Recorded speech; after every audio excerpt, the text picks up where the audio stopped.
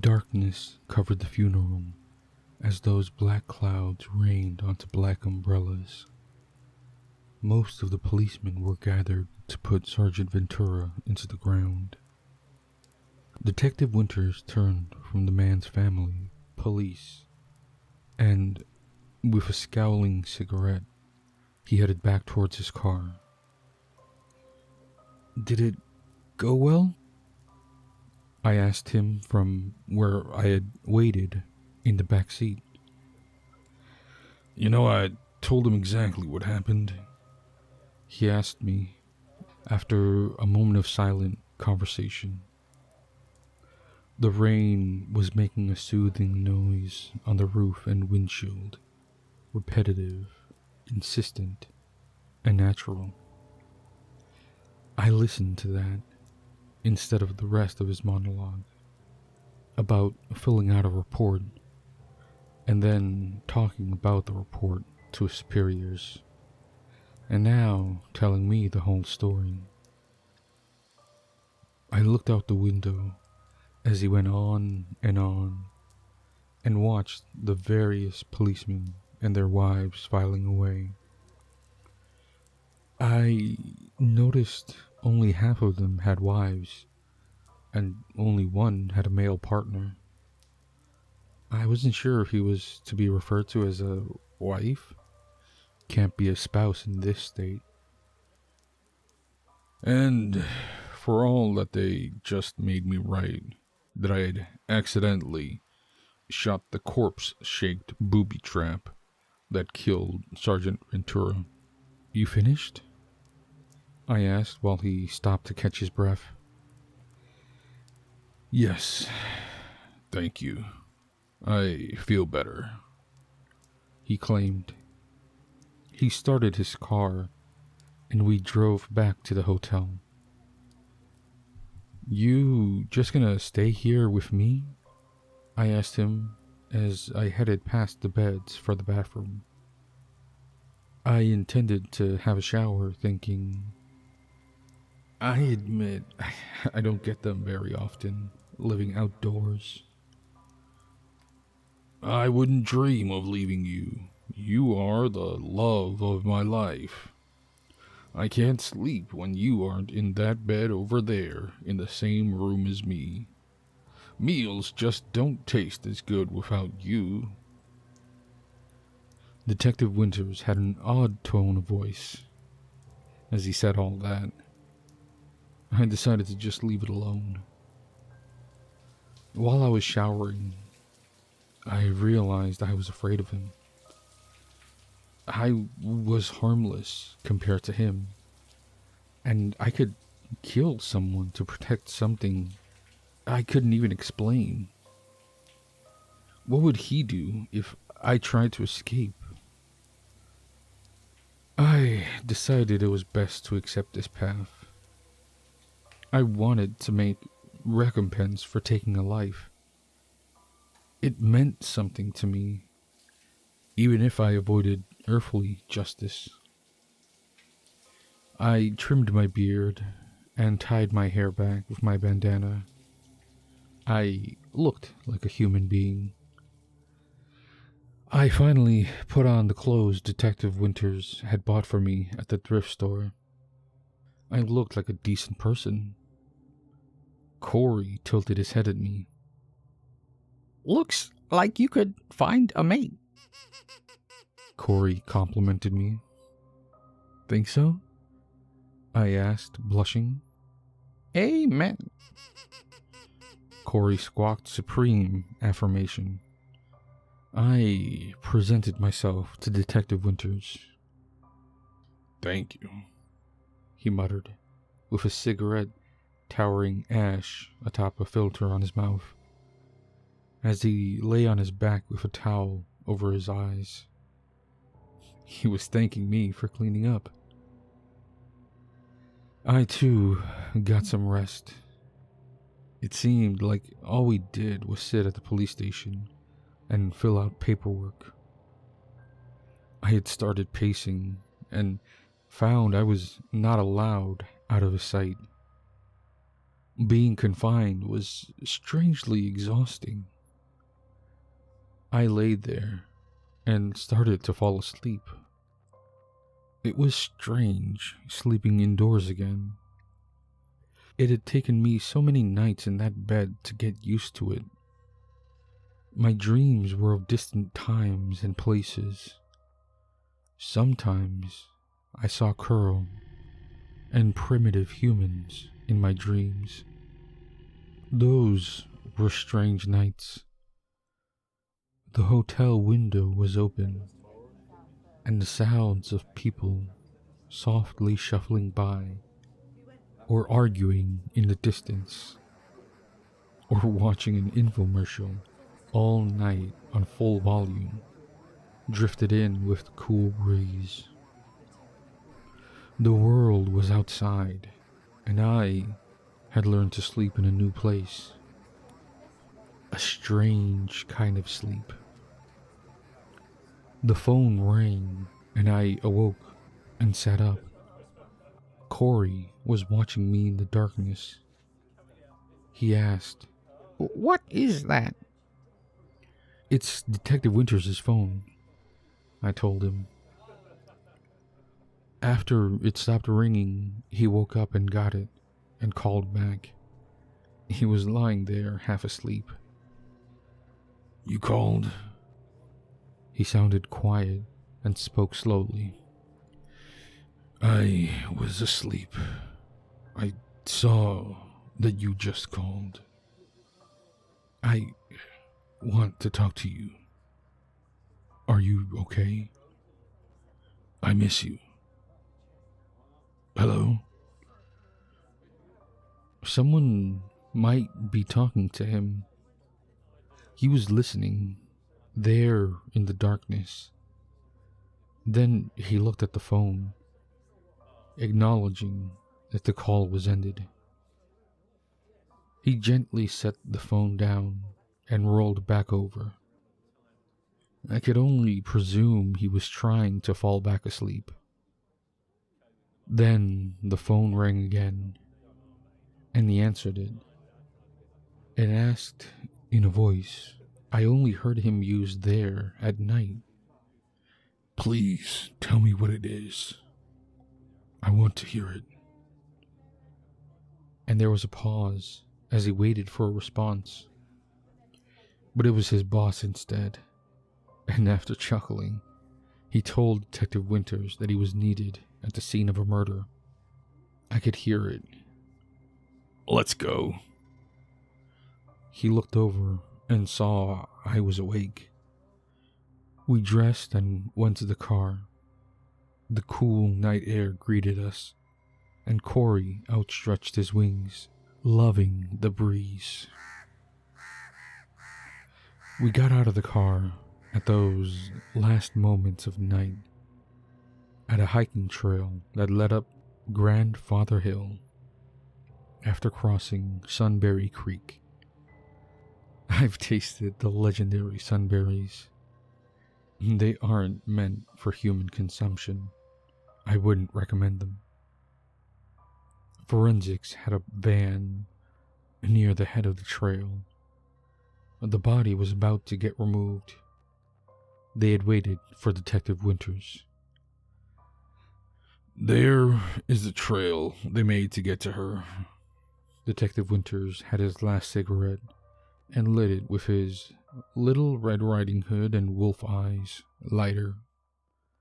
He took a death-sucking drag from it and pointed with it while he exhaled unhealthy air.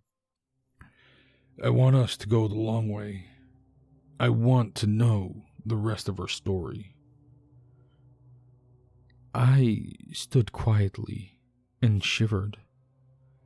Corey clicked that there was a path if I turned around. It was a click that meant it was only the first step. There were 3 or 4 to find the path. He'd not tell me there were a series of steps, because crows don't think of numbers in the same pattern as humans. Numbers are magical, in their symbolism to crows. Crows can count to a degree, but they will often stop counting if the number matches the same meaning they identify with the bushels they are counting. Thus, the number 3 to a crow is also essentially female as a symbol. Therefore, when counting a group of females, there would necessarily be 3. Every number had such a meaning. I found a stone, and when I stepped upon it, I knew the path across the roots. It appeared when we got to the top of the hill.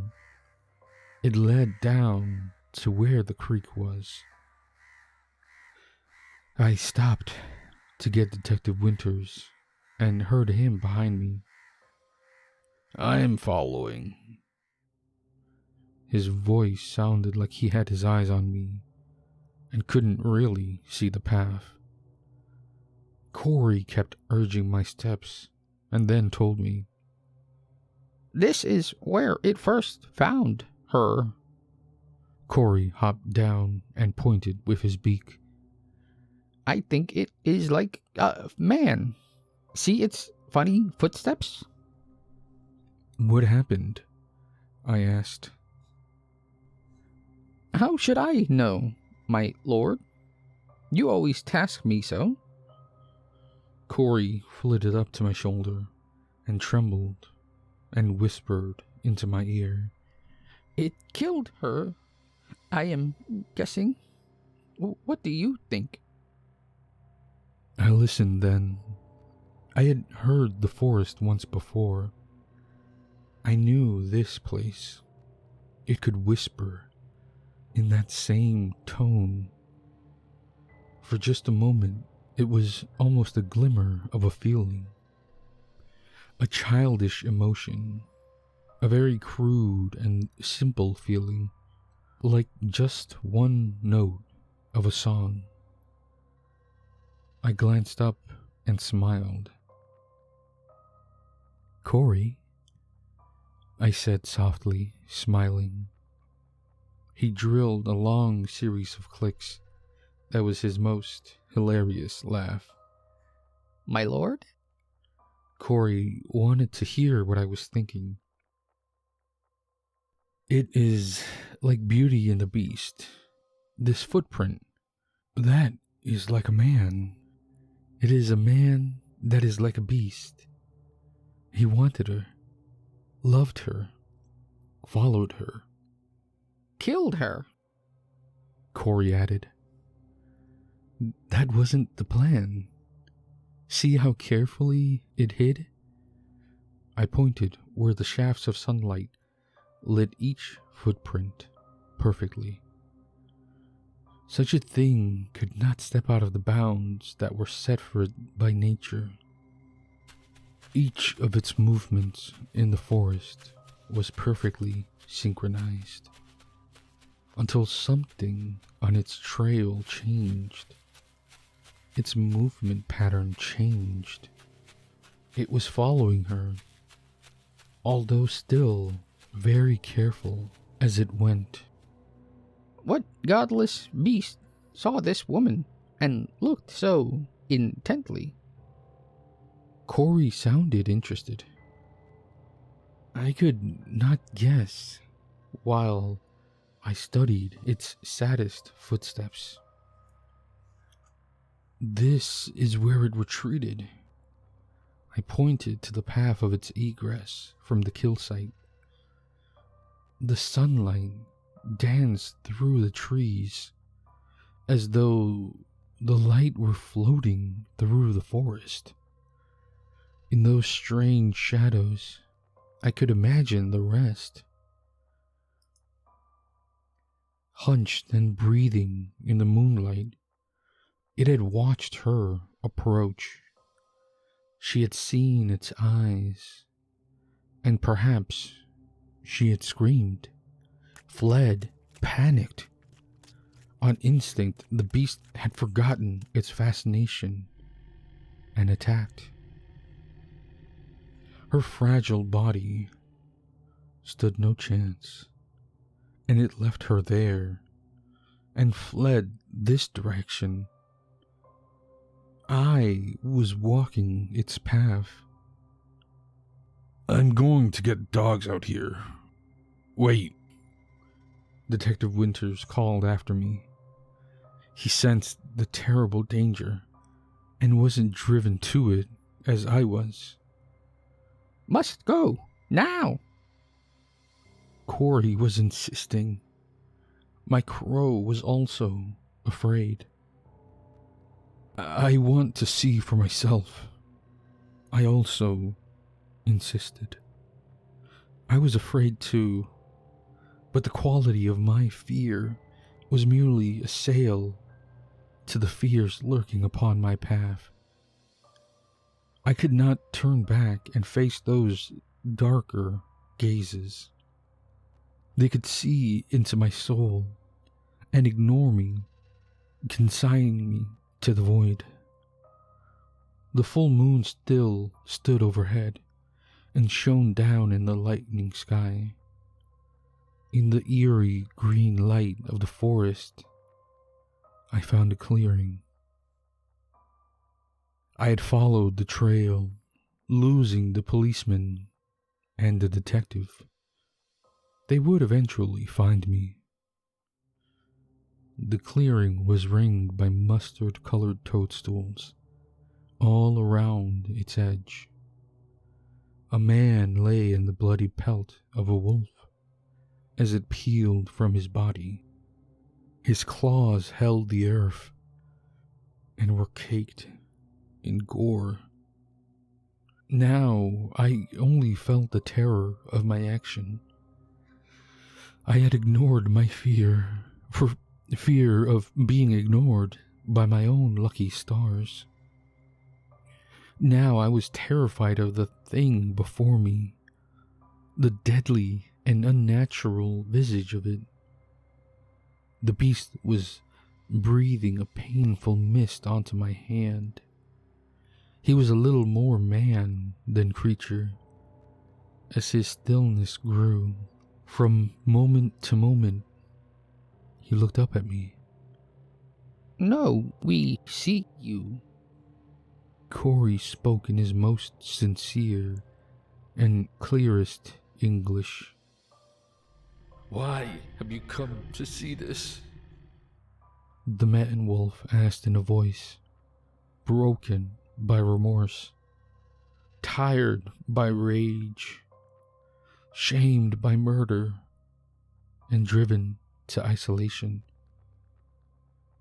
Besides the inhuman growl that his voice was composed of, its yellow eyes stared, bleeding tears across a face not yet human and no longer an animal. Did you love her? I asked. Before she saw you, nothing happened to her. Melody, oh God, no. She followed me, he exclaimed. When he said me, he began to howl dismally. This broke into an unearthly and almost inhuman cry of agony, straight from his soul. Hearing it and knowing the fruit of his lamentation is what turned a streak of my beard and hair white, and the white feather on Corey drained of color at that same time. We stood in the morning light and waited. The cursed creature in front of us sobbed miserably. He said, I should be dead, not her. Death will always happen, Corey told him. Not for me. He wept bitterly.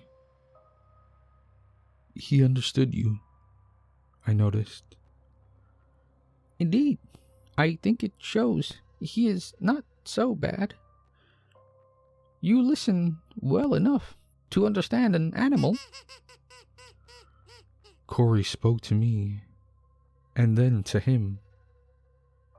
He just stared at my crow. Then he confessed. It is the beast that is evil. She loved you too, I was sure.